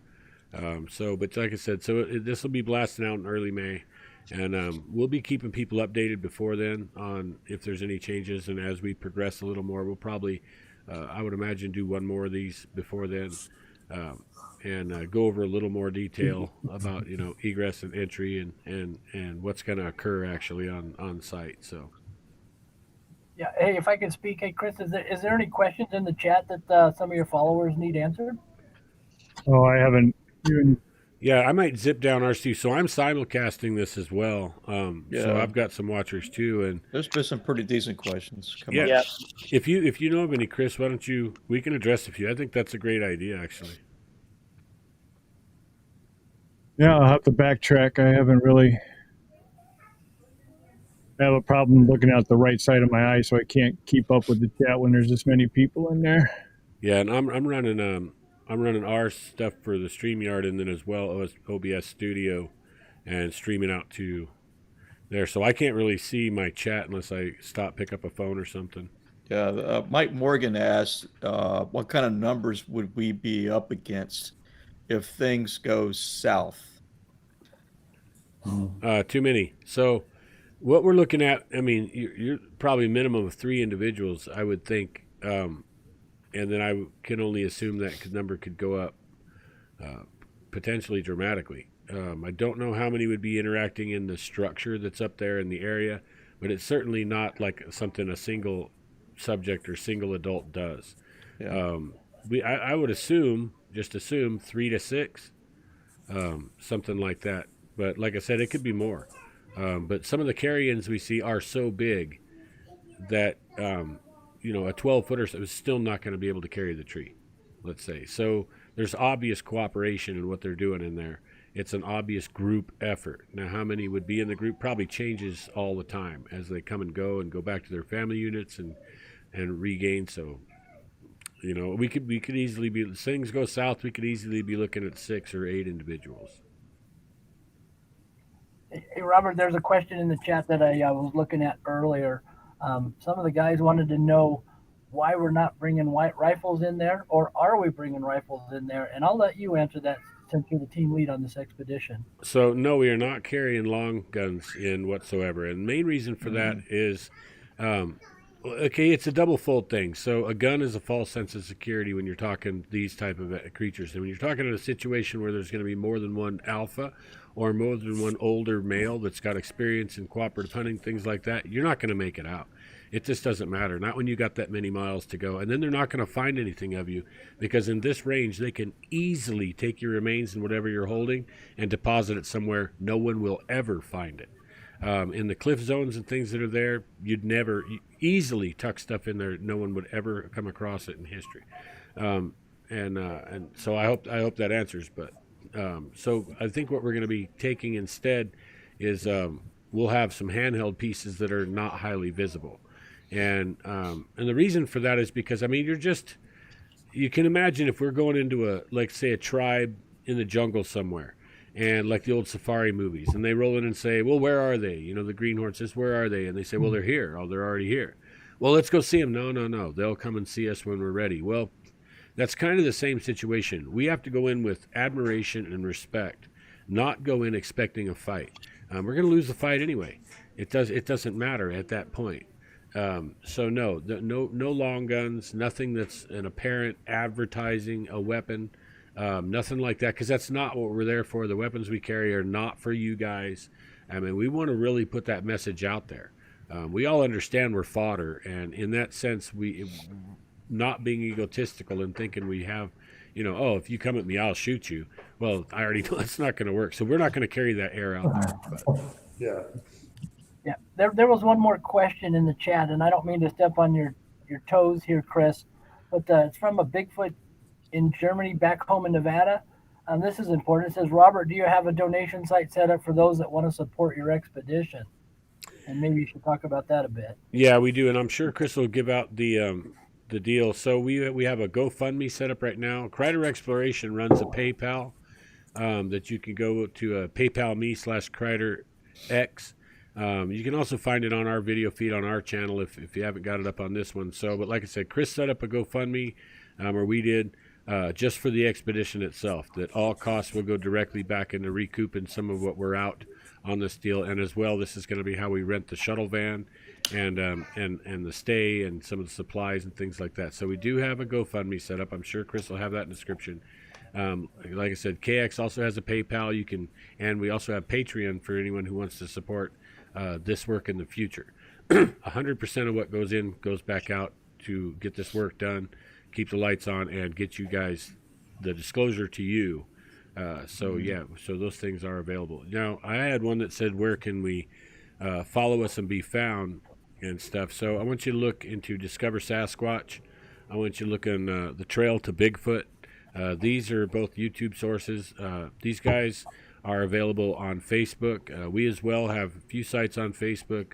One is called KX Cryptid Hominin New Mexico Bigfoot. You can just find it usually by KX Cryptid Hominin, or you can search my name, Robert Kreider. We also have we do a lot of other work. We do a lot of ancient history, a lot of very enigmatic ancient culture type work, treasure, stuff like that as well. So you can find Kreider Exploration page on YouTube. You can find Kreider Exploration group, and then you can find our cryptid group on there as well. So let's see what else. I'm going to try to see what else we might have here on mine. Somebody also asked if all of our wives know how dangerous this is, and my thought was, yeah, that's why they're sending us. That's why they're demanding the insurance policy signed. Right. Mine doesn't want me to go at all and tells me daily. Well, mine told me to make sure I got everything in order, like life insurance and, all my affairs in order, just in case I don't come home. Well, we'll get out of there. At least pieces of us will. I hope. So Steve Wolf on my end asks, have locals near the lodge spoke of encounters? And this is something that's odd because there's not a lot of local talk about anything like that at all. But if you talk to independent people, when they hear what you're doing, I've not had, that I know of, anyone up there that hasn't said they've had odd things happen, especially screams and yells. And like I say, and getting into stuff at their cabins and stuff that they don't think the bear did. Like opening things without tearing them up, things like that. And so, even some friends of mine who's an avid snowboarders on the backside there, we're on the trail above the road that goes over to Placitas there. not too high, but it should actually be below the lodge, and they got screamed at. And these guys are they're always in the woods. He lives in Placitas as well, named Cody. And yeah, they were screamed at up there. But see, they never even realized Bigfoot. They didn't think Bigfoot whatsoever. But now, yeah, so the locals do have experiences. Most of them don't know what the hell is doing it, so to speak. So go ahead, Boyd. Yeah. Hey, Robert, on the other end of this range, on the south end of the range, I did an investigation of an elderly man who lives up right on the edge of the wilderness. He actually leases a cabin from the Forest Service up there. And he had one like press its hands on the window. And my sister-in-law is a police officer. She came up and lifted the prints. I'll bring those on our trip, and you guys can check them out. Awesome. But he's had all kinds of howls and stuff. And that's probably, I would say, from where we're going to be, maybe 7 miles or something like that. Not very far. Yeah, that's awesome. And then there was the other guy that wanted us to go up. I remember you and I were both chatting with him a little bit, and he wanted us to go up and look what was going around his place. And some of it looked like whatever, but some of it looked... Oh, that's the same guy. Yeah, same guy.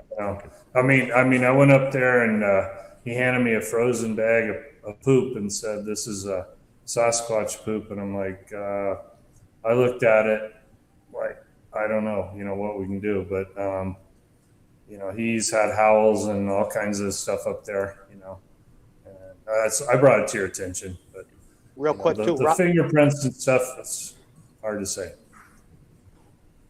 Wade. Robert Boyd, did you hear about the elderly couple that had one come into their Hogan about 3 or 4 years ago around Brenda's area, and what happened to that gentleman? No, I didn't hear about that. Okay. I thought I might have talked to you about that, Rob. No. You're welcome to share. You're welcome to share. Well, allegedly he was attacked in his home. I don't want to get into details, but it went around the area what happened to him, and it was pretty gruesome. His wife made it out to get help. Oh, I'll tell you about it. I'll tell you guys about it. So something else I want to add just real quick. The expedition doesn't start on the mountain. So the expedition is actually going to start at the GLST research, our main family group research area. And we're all going to get together there and do the first night there. It's going to be more, it's not a long entry into the area or anything like that. So we're going to do a general, it'll be where you pull the vehicles up. We may take the camp into the trees and stuff, or we may just camp where our cars are and things. But this is a meet and greet to do our final planning for the mountain. And as well, we're going to get a chance to go in and look at the evidence at the GLST, potentially get some vocals and interaction, because that group could be pretty interactive if they're right there. So this is more than just the mountain, I also want to say. So, Rob, do you by chance have any of those twisted branches available there? No, I don't collect. We've only collected a couple tips. No, I mean the ones that were twisted and bent and broke that we found. Do you have any pictures of those? Pictures, but I can't throw them up on this format. Okay, gotcha. So we're kind of limited on that. I could throw them so our streamers probably saw them, but I would have to interrupt this. But yeah, so Wade's actually been into GLST before and seen the evidence, and it's pretty cool. I mean, you get in there and get right with them. So we got to hear, I believe, Mama Grunt. We got to see fresh scat, maybe an hour old, something like that, and tree breaks and things that were just immediately before us. And placed. And placed. Bunches of them in a real bunch. Obvious, yeah. And then there was a play zone in there where they had destroyed a couple, and then there was a basketball and a couple other human things tucked in there. One was a white and blue basketball. It wasn't even flat. They still had air in it. Where they got it, how they got it out there, who knows? I mean, because we're not real close to anybody at that point. So, and it definitely wasn't a flow in from a flood or anything like that. One of the elder kids that raids the surrounding areas brought it home for the younger ones. So, and you can tell where their play zones are. So, but we're going to get to look at that stuff on the first night. And then that following morning, we'll be going ahead and make an entry so we can get in early and get to first camp. So, the next one we'll gear up on pictures and maps and all that stuff. Tonight was more of an intro night, and Right. we'll touch base on everything. But I want to touch base on the scat while we're at it. I used to find 3 piles of scat all the time together. Now, I know we got black bears here, and I know they don't do that here. Right. They don't. And until I met and started following you, I never heard of anybody else talking about how they defecate together. Yeah, the groups do. The family unit does. Yeah. So we've got, I think, 7 that hang around each other quite a bit. So, and then there's a couple of seemingly older ones that take off a lot. So they're not always there during the defecation points. And we'll find their scat, but it'll be away from the group and here and there, and they'll go ahead and relieve themselves. Every once in a while, the large female will by herself, but normally, yeah, the whole group of 7 go together, and you've always got one that's like 15, 20 feet from the others, and the others are real close together. They're actually just 5, 6 feet from one another, and they'll tuck in somewhere nobody can see them, and they all seem to go together, and then they'll have one maybe that's watching, and then he'll go, and that'll be 10, 15, 20 feet from the others. So we always find like 6 piles in a group, and then one just shy of them, and yeah, we repeat this all the time. So I think just in one day we found 48 piles is what we counted, and that represented about 5 days probably down there from the group, each subject defecating once a day. And then sometimes you'll see where they'll actually relieve themselves in transition when they're moving A to B. You'll find a piece of a pile or just one little section or something where they weren't quite done and they went a little bitty bit or whatever. Yeah, the exact same thing here. It's pretty wild. All right, so I just want to put this up because I was going to end the show with this. This is what the Kill Zone GoFundMe page headline looks like when you go to the site. It will be in the description of this video. Now, before we end the show, I'd like to thank the people that have contributed so far to the GoFundMe. Mr. Neil Spillett, Mr. Mike Gann, Charlene. Oof. Yeah, that's a tough one. Charlene G. You'll know who you are. I can't pronounce it. I apologize. Mr. Steve Wolf. Miss Deborah. You got to help me with her last name, Chris. Harla Papoulos. Yeah, Ramapopoulos, I think so. It's, yeah. It's like you got to see it to be able to say it. Yeah. We just call her Deb. Yeah. Christina Howard. And then Christina Howard a second time. Yep. Mr. Harris. Mr. Joshua James Lawrence. Mr. Boyd Omer himself. That's awful nice of you, Boyd, by the way. You're pitching in on your own expedition. I appreciate that. Cool. I know, for everybody else for their expenses. Yeah. I live right down the hill from it. I'm a half hour away from the hike-in area, so yeah, and so people realize that. So people realize that so these guys have to basically transport themselves out here on their own dime, and as you know, these days driving or flying is not cheap.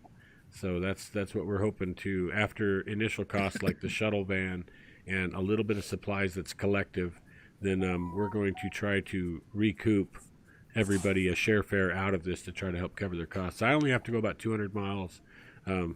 Like you said, Boyd, you're just out your back door just about. I mean, and that's what's neat too for Boyd. He's going to get to see something that exists in his backyard, and he's a Bigfoot researcher, and it's right behind him, and he hasn't had a chance to get into this thing yet. So I think that's kind of cool too, because you're just really up the hill from these guys. I mean, a few years ago, before I met you, Robert, I did an investigation right down here in Algodones, which is like right at the river, a little bit north of Bernalillo, which is, I can see Algodones from my house. And there was a kid that had one come up to him. And I think these things transit down from the mountain and go down to the river, from here. I've found bear prints. My wife the other day was looking out the front gate and saw a cougar go right by on our street. So that was, I think it was heading away from the river towards the mountain. But nice. And I don't think the bears are hibernating this year, because I've seen fresh tracks going through an arroyo, I walk my dogs in there and I see them. And no Bigfoot though. So Right. anyway. Well, good, man. I think we're covered, Chris. Yeah, I got one more guy, Oh, yeah, Mr. go. Manuel Mendieta III. He Oh, was man, our yeah. first contributor. Yeah, been a big fan. One of these days we're gonna have to get him a hat or something. He's been around for a long time. I've seen his name and read his comments quite frequently. Been a big fan. A big thank you to all of you. It does go a long way. Believe me, there's a lot of pride in this group, and nobody's asking for handouts. It's just this is goes beyond anything that I've ever been involved in, where you could support yourself. I mean, we're buying helmets, we're all repacking our gear. I mean, and renting vehicles, and it just goes a long way. Even if you contribute 50 cents, it's much appreciated. So again, thank you all very much. That's a fact. Yep. Thank you. Thank you. Okay, guys. I think we're getting there. All right. Well, thank you, Chris. I appreciate you. That's it. Well, thank you guys all for showing up tonight, and we'll do this again. Anybody's got any closing comments or? Just that I want to thank everybody for tuning into this deal, and if you guys will, since shadow banning's not fake deal, so we're really up against the wall on most of it. If you guys can just share the information, because it's not just about us gaining resources and putting the word out for that. It's about the whole reason we're doing this is to get answers out to the people. And if we're bottlenecked, that circumvents this whole operation. So, collectively, what you guys can do to be even a bigger part than contributing cash or whatever is if you can share this out there, man. Spread the word this is going to happen, so people are ready to receive this information when we pop it out. There are certainly a lot of people in the Bigfoot world and outside the Bigfoot world that really don't like information coming out like we're going to be showing, because it shows a reality a lot either don't want to believe exists about the species or are literally trying to keep from the people about the species. So if you can do what it takes just to do whatever you can, man, to increase the numbers and the awareness, that'd be the best thing. So Yes, Well said, Robert. Mm-hmm. okay, well, you guys, Chris, this is your show, but I'll let you. All right. Well, I just want to say thank you, everybody, for showing up tonight. Thank you, all these guys. And as my partner Larry always says, get in the woods, people.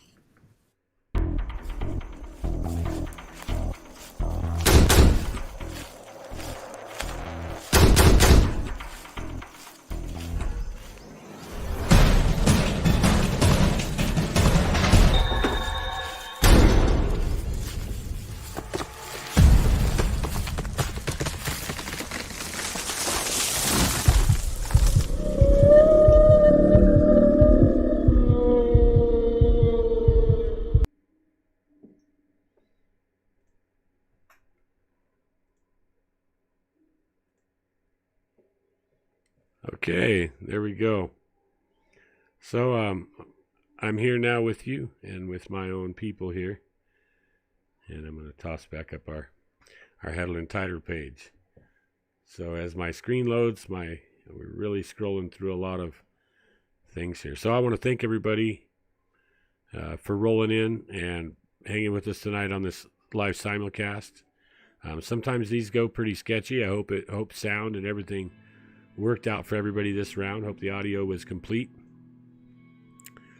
This is going to be a great deal that we're doing here. This is going to be something that's tremendous, and I'm glad you guys are all going to be along with us as far as the public goes, because that's why we're doing this. We could do all of this and not tell anybody, but the point is we're all frustrated as a team. We're all frustrated with the misconceptions, the lies, and the lack of information. And that's what we're going to try to bring, and we're going to try to solve this time. We're going to try to attempt something I don't think's ever been done before. And I appreciate all of you that are going on this journey with us. It's going to be great, and I want to give a personal shout out to my Patreons. We have a couple new ones that haven't got added here, and I apologize to that. Mike Glenn, Todd Harris, KDB, Cheryl Carter, Ronald Williams. And like I said, I think I've got one that we haven't got the program in. And see if I can actually... Well, just let you know I appreciate you, and we'll get you included on the next round for sure. Like I said, so everybody, if you can share this stuff, you know the drill. If you're not subscribed, resubscribe. Make sure to hit your notification bell. That's probably been turned off too. So YouTube is removing subscribers as we gain them, almost at an equal rate. And people are writing me over and over and over saying they've been de-subbed from our channel multiple times, some as many as 10 times. So check your subscription. If you're not subscribed, go ahead and do that. Like the video if you can, because it does help more people see it. And more importantly, share this on blasted social media wherever you can. Blast this stuff out now. Get the lodge link out there so we can get the numbers up and get this taken care of, and we can get the exposure what it should be. So with that being said, I just want to say thank you to everybody, and have a wonderful night. Thank you.